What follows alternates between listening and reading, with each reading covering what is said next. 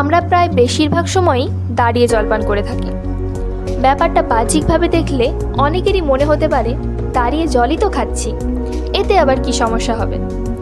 আপনি হয়তো বুঝতেও পারছেন না এর ফলে আপনার কি ক্ষতি হচ্ছে। তাহলে চলুন আজকে জেনে নিই দাঁড়িয়ে জলপান করলে আমাদের কি কি সমস্যা হতে পারে। দীর্ঘদিন ধরে দাঁড়িয়ে জলপান করলে আর্থারাইটিসের সমস্যা দেখা দেয়।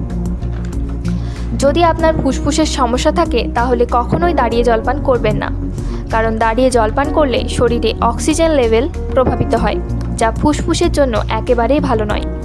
বেশিরভাগ সময় দাঁড়িয়ে জলপান করলে আমাদের শরীরে থাকা ছাঁকনিগুলি কুঁচকে যায়, ফলে বিষাক্ত জিনিসগুলি আমাদের শরীরেই থেকে যায়। দাঁড়িয়ে জলপান করলে জল সরাসরি পাকস্থলিতে গিয়ে পড়ে, ফলে পাকস্থলিতে কম পাকরস উৎপন্ন হয়। আমাদের হজমের সমস্যা দেখা দেয় এর ফলে। দাঁড়িয়ে জলপান করলে আমরা কম পরিমাণে জল খাই, ফলে আমাদের শরীরে জলের ঘাটতি দেখা যায়। এছাড়াও স্নায়বিক সমস্যা, কিডনির সমস্যা তো আছেই। তাই অবশ্যই কোনো জায়গায় বসে গ্লাসে বা বোতলে মুখ লাগিয়ে জলপান করুন।